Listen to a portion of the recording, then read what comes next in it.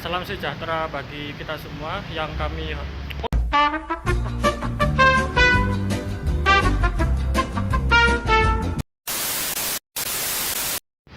Salam sejahtera bagi kita semua yang kami hormati Ibu Dewi Sri Rahayu selaku dosen hukum perdata pada semester 2 ini. Kami kelompok 7 yang beranggotakan kelompok saya Devta Satria Nara Pragambartono dengan NIM 203 dan Saya Didier Timo Berat dengan NIM 18 Kak. Saya Agustinus Hinduka, NIM 171. Dan saya William Selain dengan NIM 200. kami harapkan eh, baik kami telah melakukan sesi perkenalan dan ucapan salam kepada semuanya.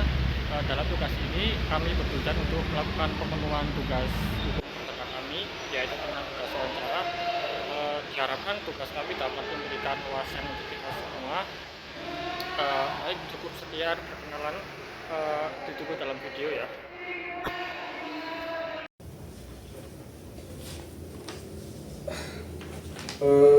Selamat malam.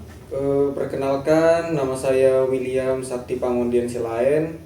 Saya adalah mahasiswa dari Fakultas Hukum Universitas Merdeka, dan saya dari semester 2 dan dari kelas D. Dan di kesempatan kali ini saya akan melakukan wawancara dengan seseorang. Dengan siapa namanya, Mas? Dengan Mas David, Mas. Oke, Mas David. Langsung pertanyaan aja ya Mas David ya? Boleh. Pertanyaan yang pertama nih Mas. Menurut Mas nih, kalau Mas biasanya beli tanah tapi belum balik nama di sertifikat, menurut Mas itu tanah itu sudah menjadi milik Mas atau belum? Secara perjanjian jual beli sih udah sah, apalagi kalau ada bukti dari jual belinya dari notaris kan. Iya. Tapi ya secara hukum pertanahan sih kayaknya belum sih Mas, karena apalagi namanya kan masih nama pemilik lama kan. Nah iya. itu belum resmi punya kita sih kalau menurut saya. Jadi buru-buru diurus deh kalau misalkan itu belum balik nama cepatnya. Takut ada masalah kan. Iya. Langsung pertanyaan kedua ya Mas ya? Oke. Pertanyaan yang kedua nih Mas. Misalnya nih Mas ya, kalau ada orang tua yang meninggal, menurut Mas anaknya otomatis dapat warisan nggak? Nggak otomatis langsung dapat sih Mas secara hukum. Apalagi secara hukum kan semua anak memang punya hak untuk dapat warisan kan. Iya. Tapi prosesnya tetap harus lewat pembagian, mungkin dari notaris mungkin, biar pembagiannya lebih adil gitu. Iya. Karena masa nanti cuma gara-gara warisan kita harus berantem satu keluarga Iya, kan. biar nggak ribet ya Mas ya? Iya betul. Oke. Itu saja sekian dari sesi wawancara kami. Terima kasih ya Mas ya untuk meluangkan waktunya ya Mas ya. Oke. Terima kasih. Terima kasih. Salam sejahtera bagi kita semua yang saya hormati Ibu Dewi Sri Rahayu selaku dosen di semester 2 ini. Selaku tugas tentang wawancara tentang hukum perdata, kami telah menemukan salah satu narasumber kami, ya, yaitu warga sekitar dari daerah saya sendiri.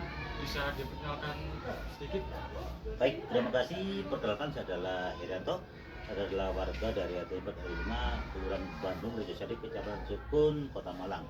Tetangga dari adik kita yaitu Dada Merah Pratama. Baik, dalam pertanyaan ini kami akan membahas tentang buku kedua KUHP yang mengatur tentang benda dan segala hak yang dapat dimiliki atas benda itu. Pak Heri ini lebih milih ke HP atau suka HP yang baru? Kalau saya mungkin fungsinya, walaupun berat, tapi sudah bisa difungsikan secara normal menambah yang baru. Dan kalau yang baru pun nggak mahal, kalau yang murah juga bisa untuk komunikasi. Ini yang penting harus itu komunikasinya, bukan kecanggihannya. Intinya tapi lebih sering bekas atau lebih? Saya lebih sering bekas, dan kalau baru pun pilih yang murah, merek-merek biasa. Oke, untuk ini ya, kalau misalnya beli HP bekas tapi nggak ada nota atau surat-suratnya, menurut Pak Heri ini HP itu sudah sah jadi milik Pak Heri atau enggak? Kalau saya tetap tidak sah, jadi saya kalau beli harus selalu dengan kwitansi, nota, atau tanda terima, atau coret-coretan. Karena walaupun itu secara tatap muka adalah hukum sah, tapi karena nggak ada bukti nanti tetap tidak dikatakan tidak sah. Oke. Karena kita juga tidak tahu kalau beras itu asal usulnya dari mana. Iya. Kalau suatu saat ada orang yang ngaku itu HP dia dan lapor ke polisi, menurut kamu siapa yang bisa menangin kasus itu? Kalau menurut saya tidak harus ke kepolisian, karena hanya pribadi, jadi kekeluargaan antara saya dengan orang yang mengaku dengan orang yang menjual harus ketemu. Jadi enam mata, karena kalau ini lapor pun tidak akan kuat. Kalaupun kita ngotot itu punya saya diambil orang itu nggak akan kuat lah, karena nggak ada bukti yang kuat juga itu. Jadi lebih baik kekeluargaan, saya harus tetap ketemu penjualnya dan bicara dengan orang yang mengaku itu tadi. Kalau misalnya jual HP ke orang, akhirnya nyaman nggak kalau pembelinya nggak minta bukti apa-apa? Kalau jual ke orang ya tetap mereka tak suruh, tidak minta pun saya beri bukti gitu loh. Iya. Kalau dia tidak meminta bukti ya kita harus waspada. Iya. Ya, jadi kita harus tetap memberi baru dia diminta. Ya aneh juga kalau dia nggak minta bukti. Iya. Dia sendiri dirugikan kan? Bisa nanti kan menjadi itu masalah. Ya, sekian dari wawancara hari ini. Terima kasih atas waktunya juga. Oke, terima kasih dan semangat. Sorry. Apa saja perbedaan hukum perdata di Indonesia? Sumber hukum perdata di Indonesia itu ada berbagai macam, seperti sumber hukum perdana tertulis yaitu formal, sama sumber hukum perdata tidak tertulis yaitu material tidak resmi. Sumber hukum perdata tertulis yaitu formal adalah sumber hukum yang dituangkan secara resmi dalam bentuk peraturan perundang-undangan. Contohnya, Kitab Undang-Undang Hukum Perdata yaitu KUP Perdata BWM, disebut juga Burgerlijk Wetboek, merupakan wisata hukum kolonial Belanda. Yang kedua, membuat hukum perdata seperti hukum keluarga, warisan, benda dan perkataan. Yang ketiga, undang-undang. Contohnya Undang-Undang Perkawinan Nomor 1 Tahun 1974. Undang-undang yang kedua, Perlindungan Anak Nomor 35 Tahun 2014. Sedangkan hukum perdata tidak tertulis yaitu material tidak resmi. Ini adalah sumber hukum yang tidak tertulis dalam bentuk peraturan tetapi diakui dalam beberapa hal seperti kebiasaan masyarakat yang diterapkan dan di. Assalamualaikum warahmatullahi wabarakatuh. Perkenalkan, nama saya Aditya Arifin Nugraha dengan NIM 240100000184 dan saya di sini bersama Mas siapa? Andre. Dengan Mas Andre. Kali ini saya akan mewawancarai Mas Andre yaitu tentang orang atau pernikahan. Ya, pertama-tama Mas, apakah sah menikah hanya secara agama tanpa dicatatkan di negara? Kalau menurut saya ya, sah secara agama tapi tidak sah dalam negara. Kenapa begitu? Karena itu nikahnya tidak tercatat di kenegaraan dan dampak akibatnya juga ya KDRT tidak bisa dilaporkan ke kenegaraan, dan kedua hak dari anaknya juga tidak dapat dari seorang ayahnya, dari ayahnya. Oke, kalau begitu. Oke Mas, yang kedua ya ini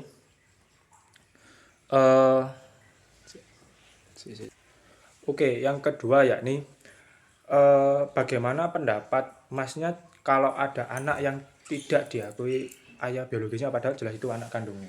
Kalau secara moral dan etika ya bagaimanapun itu anak dari biologisnya dan wajib membiayai menafkahi seorang anak tersebut. Oke. Walaupun pernikahan itu tercatat di negara atau tidak. Oke. Ada tambahan Mas? Sudah begitu aja dari saya. Oke, sekian dari saya dan sama Mas Andre. Wassalamualaikum warahmatullahi wabarakatuh. Halo, perkenalkan nama saya Binggus Pirmail Sanggen. NIM saya 240100000176. Hari ini saya sedang bersama Isan. Dan hari ini saya bakal menanyakan pertanyaan tentang hukum perdata ya. Menurut Masnya nih, kalau ada orang tua meninggal, Ya. itu semua anaknya bakal dapat warisan nggak? Oke, izin untuk jawab ya. Ini sepengetahuan saya. Oke, ya, boleh. sepengetahuan saya itu misalkan anak itu orang tuanya meninggal gitu ya. Ya. Nah, ini tergantung dari orang tuanya sendiri sebenarnya. Orang tuanya ini ada yang ngasih wasiat apa enggak. Kalau tidak ada surat wasiat, setahu saya itu dibagi rata, entah itu cowok ataupun cewek anaknya. Ya. Terus? Kalaunya ada surat wasiat, berarti untuk pembagian hartanya itu ya sesuai dengan wasiat yang ditinggalkan oleh orang tuanya, seperti itu. Biar adil ya. Iya, kayak gitu. Jadi jawabannya segitu ya. Terima kasih. Bye. Udah, Mas. Baik, kesimpulannya berdasarkan hasil wawancara yang telah kami lakukan terhadap beberapa responden dalam kelompok kami menemukan bahwa responden memiliki tingkat pemahaman hukum yang cukup baik. Responden umumnya mengetahui prosedur hukum, dasar, memahami pentingnya keadilan, serta menjunjung tinggi prinsip hukum dalam kehidupan sehari-hari. Sebagai penutup dalam wawancara ini,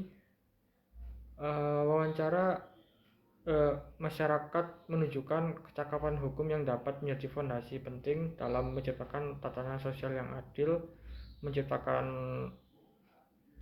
tata tertib dalam sosial dan taat hukum.